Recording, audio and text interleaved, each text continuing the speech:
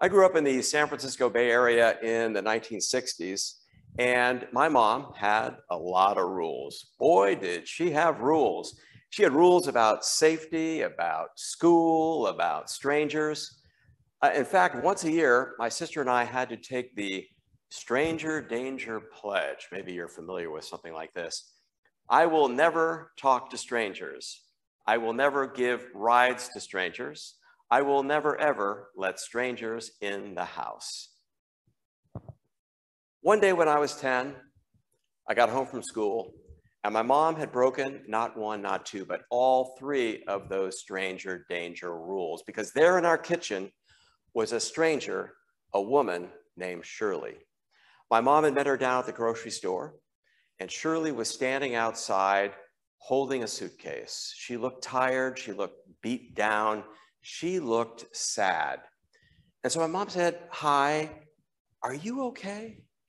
And Shirley said, "Well, my husband died a while back, and this is my last day in California after 63 years. Tomorrow, I get on a bus, I go to Wisconsin, and I'm gonna live with my son." And my mom asked her some more questions, and Shirley told my mom about her husband and his favorite dessert, yellow cake with white frosting. And it was an old family recipe that Shirley would make every year on his birthday with ingredients made from scratch. And so my mom said, "Shirley, I've got an idea. How about we go in the store? I'll get all the ingredients to that yellow cake. Come on over to our house. You and I will bake the cake this afternoon. Please, it would be our honor to have you stay with us for dinner, and we'll have that cake for dessert. Spend the night, I'll drive you to Greyhound tomorrow." And so that's what happened. Shirley lit up like she had been reborn. The next day after school, I had a little sit down with Mom, a little chit chat. I said, "Mom, you know, we take that pledge every year, the Stranger Danger Pledge, and we promise to never talk to strangers, give them rides or let them in the house. And it kind of looks like you did that yesterday, right?" And my mom said, "No, Roger. Once I got to know Shirley, she was no longer a stranger." Wow. Shirley wasn't a stranger once you got to know her. Wow, that was like profound. I remember it all these years later. We treat a lot of people like strangers, don't we? People who look different, talk different, lick their ice cream cones differently, and people with yard signs that we don't agree with. We make assumptions. We put up walls. We talk behind their backs. Abraham Lincoln said, "I do not like that man. I must get to know him better." If we truly want to influence people, have them buy from us, adopt our policies, approve our projects, finance our companies, we must get to know them. How do we do that? It's simple. Do what my mother did with Shirley. Live by the yellow cake principle. Oh, by the way, for you scientists and engineers out there, we're talking about yellow cake dessert, not yellow cake uranium. That's an ingredient used in a whole different kind of persuasion. What is the yellow cake principle? It's 3 simple steps, 3 simple ingredients. Here they are. Connect. Make a true human-to-human connection. 2, understand. Ask questions. Listen. Really hear the other person. Understand. And then 3rd, present. Then you present your idea in a way that links back to what's important to them, based on all that information you gathered earlier. Connect, understand, present. C-U-P, cup. Hey, that's used in baking cakes. I hope you remember that. Connect, understand, present. How do you connect with people? Say hi. Ask how they're doing. Look beyond the surface and into their hearts. How are you doing? Show them that you care. A few years ago, I did a research study with the top sales producers of a Fortune 50 financial services company. And I asked them, how do you get appointments with people you've never met, strangers? And they said two things. One, find something in common. And two, bring something of value. Take a minute to think about somebody you want to influence. Maybe it's somebody you know, maybe it's a stranger. What do you have in common with them? Maybe it's a common interest, maybe it's a mutual friend, maybe you went to the same school, grew up in the same city or state, maybe you root for the same sports team. When you have something in common with somebody else, they won't see you as a stranger. And if you bring an idea to them, something of value, maybe like an idea, competitive insight, maybe even a cup of coffee, they will have an incentive to say yes to see you. Connect. Let's move now to understand. Ingredient number 2, understand. When we think about influence, we think it means we have to talk better. Actually, that's not true. If we really want to influence people better, become better persuaders, we have to be better at listening. People will be much more receptive to what you have to say if they first hear. People will be much more receptive to what you have to say if you first hear what they have to say. My mother had other rules, as maybe you got a hint earlier about that, and rules around the classes my sister and I had to take in high school. 3 of those classes were math, chemistry, and physics. My sister did great. Straight A's, valedictorian, got into Stanford University. I am blessed with the most awesome sister ever. She's awesome. Me, in school, it didn't quite click, didn't like put the nose into the books. I was out riding my bike, mowing lawns, and setting off firecrackers under my mother's supervision, of course. And then one day, everything changed, just like that. What happened? I took a class from Mr. Rupel. I bet there's a Mr. Rupel in your life, somebody who ignited your fire. That's what Mr. Rupel did for me. What did he do? Number 1, he understood me, a restless teenage boy with a short attention span. Mr. Rupel taught auto mechanics. The second I set foot in his shop, the whole world started making sense. He was practical and real world. He divided the curriculum into packages. Each package was part of the car. Carburetor, oil, brakes, tires, windshield wipers. Each package was assigned a dollar amount, $50, $100, $150. And at the end of the year, if you had earned $500, you got an A, $400 a B, and so forth. Now, this was California. This was still fake money. I don't know if they're paying students these days. That's another world out there. Might have to do some research on that. I learned more in auto mechanics about math, chemistry, and physics than I did in math, chemistry, and physics. Because again, Mr. Rupel understood. He knew how to turn the abstract into the concrete. He made the difficult easy. He turned math, chemistry, and physics from strangers into friends. Every year, our school entered the Plymouth troubleshooting competition. Now, Plymouth, for you young people out there, was a brand of car. I think they went out of business in the early 2000s. It was a brand like Ford, Chevy, and Dodge.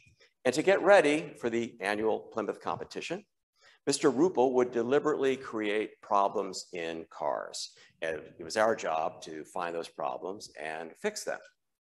Now, Mr. Rupel wanted to do an exact simulation. So he called Plymouth headquarters back in Detroit, and he asked them, what exact make and model will you be using in this year's competition? Mr. Rupel got those specifications right down to the size of the engine, the kind of knobs on the radio. Then he went out to the San Francisco airport. He had his wife drop him off. And he went up to the Avis rent-a-car counter and said, I would like to rent this exact car. So they went back, brought the car out for him. he drove that car back to the high school, and for the next 2 weeks, he let a bunch of 18-year-old kids take it apart and put it back together. Whew, boy, was that fun. We even ended up with extra parts. Now, if you Avis rented a car in 1973 and it broke down, you have my sincere apologies. And my belated apologies to Plymouth if, in fact, I or any of my classmates had anything to do with you going out of business. We are truly sorry. And by the way, you may be wondering, did I get into Stanford University? Woo, surprise. No, I did not. But I do know when my mechanic is telling the truth, because he knows that influence is grounded in trust, and trust begins with always telling the truth.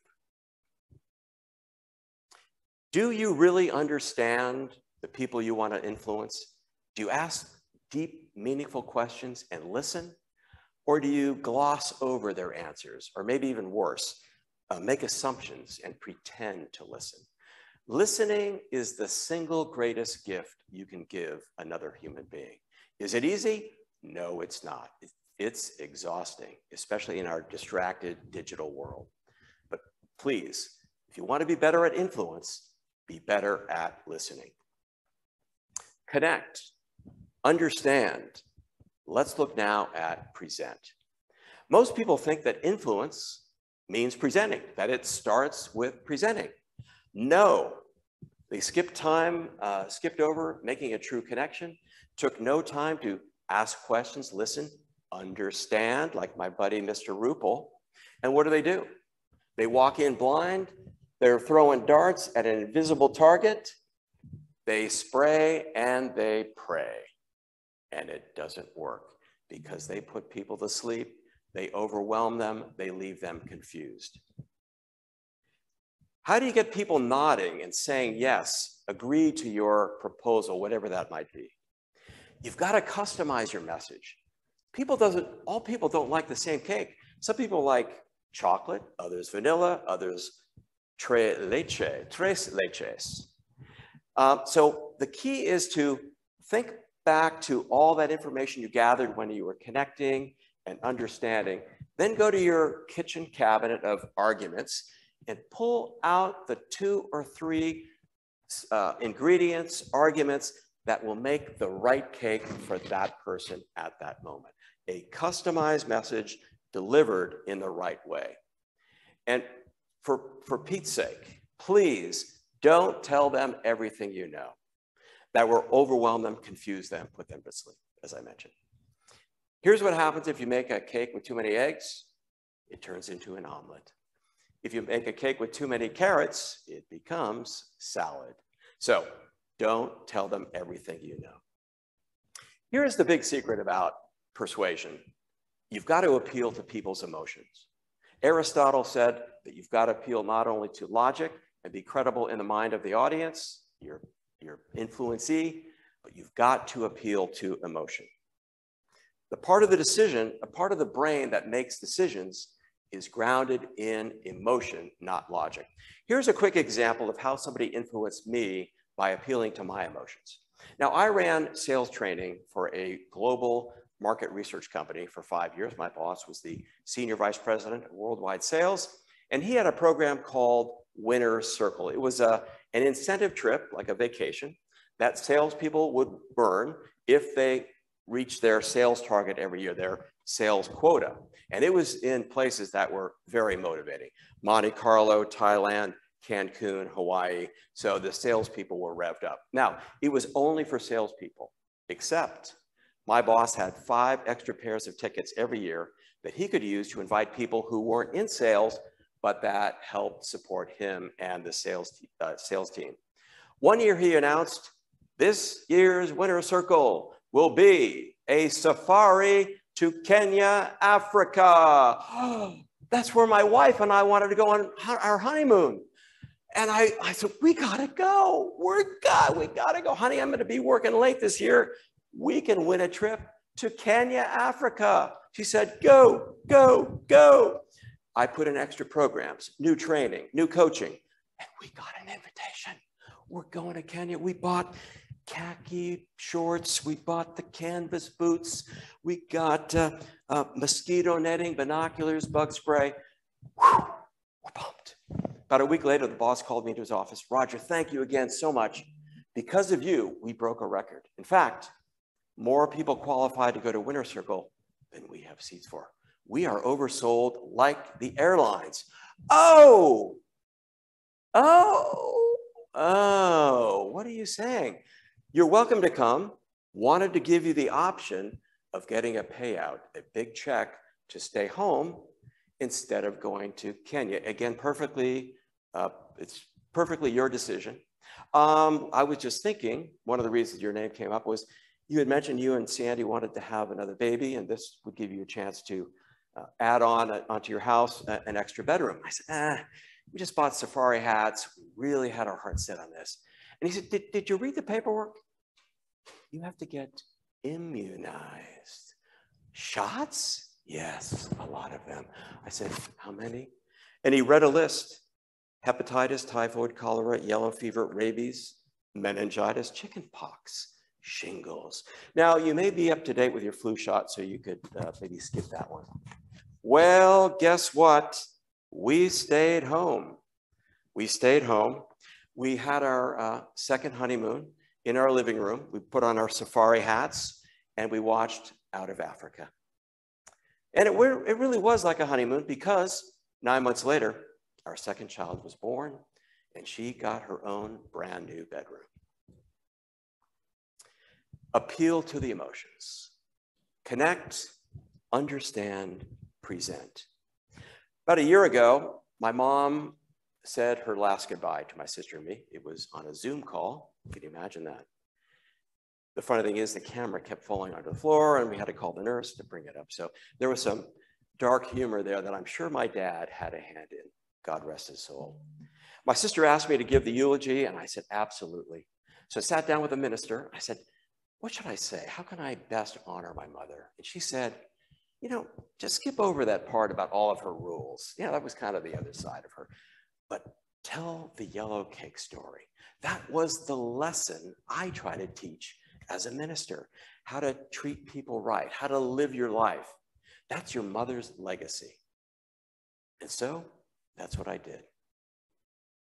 Now, sometime down the road, the time is going to come for somebody to stand up for each one of us and give a eulogy, say a few nice things. Now, you can think about how you want those words to come out right now. Do you want to have those words be about how you influence somebody else to get a better career, a better job, maybe negotiate a better deal? Sure. Why not include those? Why not include something bigger too? Something meaningful, something that's going to make the world a better place, something that will turn strangers into friends. What do you want your legacy to be? What cake will you bake? Thank you.